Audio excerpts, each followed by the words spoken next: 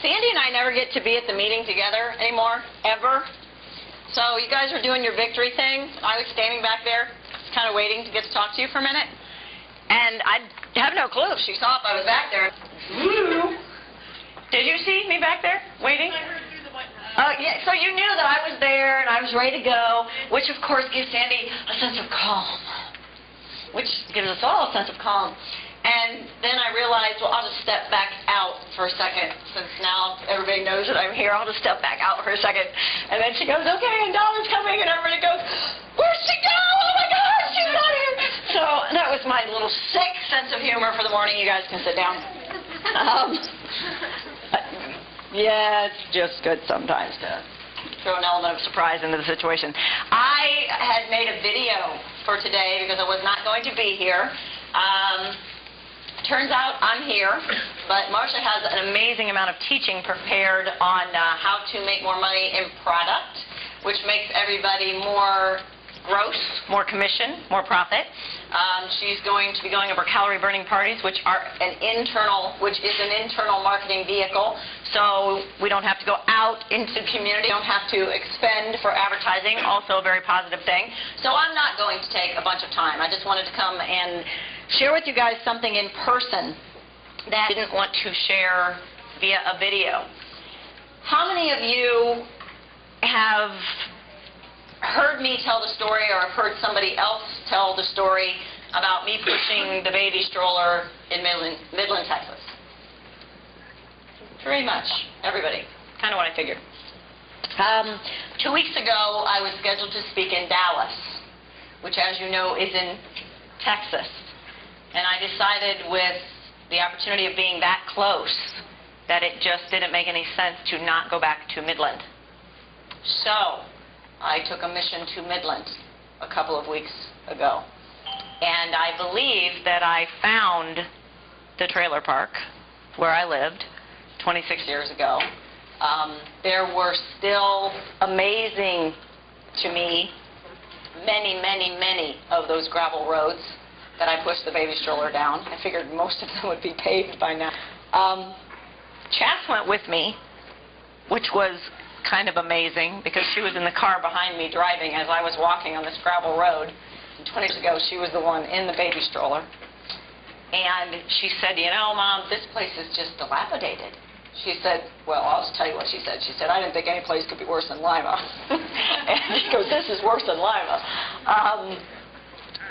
What happened as a result, and that's what I wanted to share, and I will share it more later, but what happened as a result of going there is I realized the difference between survival mode and growth mode. There is a big difference between survival mode and growth mode. Now, I have a family counselor that we've used for years whenever we need to go talk to somebody, so I trust him. He's incredibly intelligent and just good counselor. And I went to him before I went to Midland. And I was sharing the story with him of pushing a baby stroller, and I was sharing the story with him that I was going to go back to Midland. And he said, Donna, you were in survival mode at that time. And there is a big difference between survival mode and growth mode.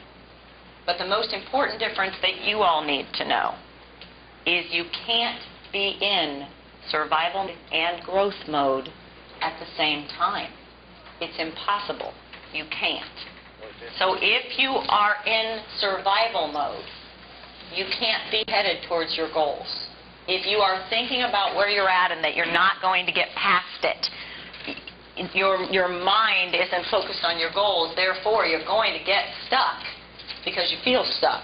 It's almost so simple that it feels complicated. If you're in survival mode, it feels hopeless.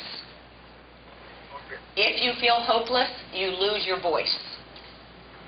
And if you lose your voice, what ends up happening is you feel stuck, you feel like a victim, and there's a lot of fear.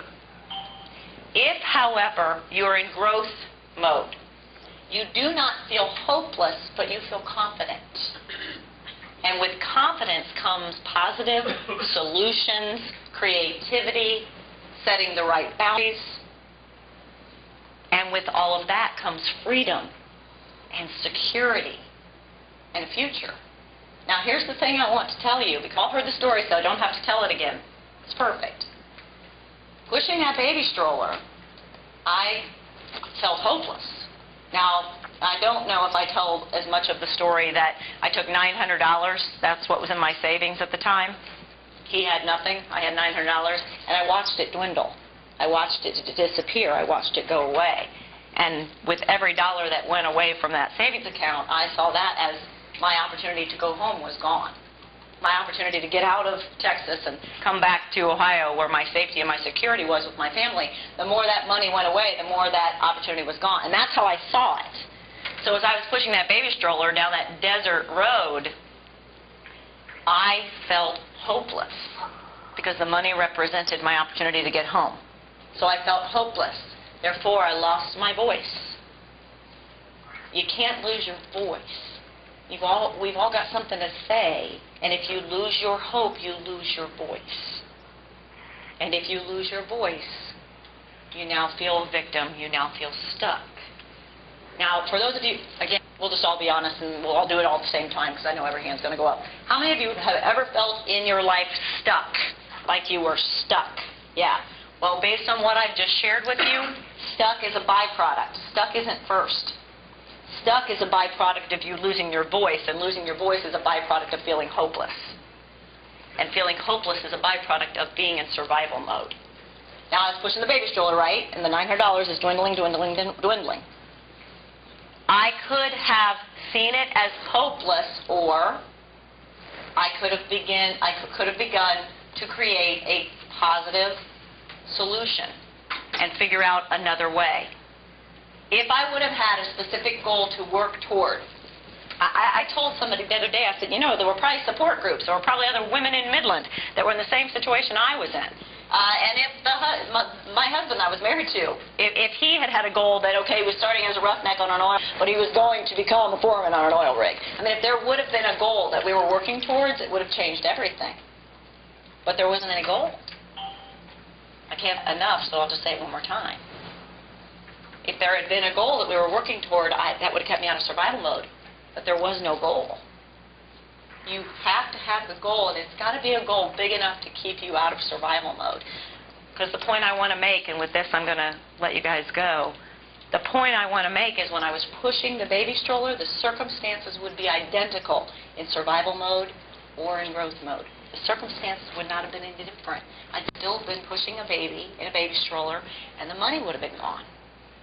But survival mode is where, oh no, the money's gone, therefore it feels hopeless. Growth mode is we're headed towards a goal, and the money being gone is just a temporary condition. So this is the thing that I want you to walk away with. Most of the time we think that if money is gone or money is dwindling, that means there is no hope. When what we need to realize is, if there is hope gone, that is when money will be gone too. If there is hope, there will be money. It doesn't start with money. Money is a temporary condition. So when you have hope, which comes from a goal, the money will be there. Now obviously as I moved on, I set up a lot of goals and worked toward a lot of goals, and lo and behold, money came. You cannot be in survival mode and growth mode at the same time.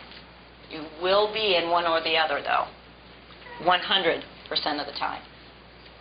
I could do a whole workshop on it. I did a long talk on it in Texas. Choose growth mode, guys. Anything you want in this life can be yours. Anything. If you move into survival mode, you will feel stuck. But we put ourselves there. The same way from growth mode, we put ourselves in to a solution situation where miracles take place. When you're in growth mode, miracles take place and you get obstacles. For those of you that are interested in the 5 steps of the transformation that I didn't get to finish up last month, we did put it on a video. So if you want it, you've got it. Thanks, guys. I got to go. Bye.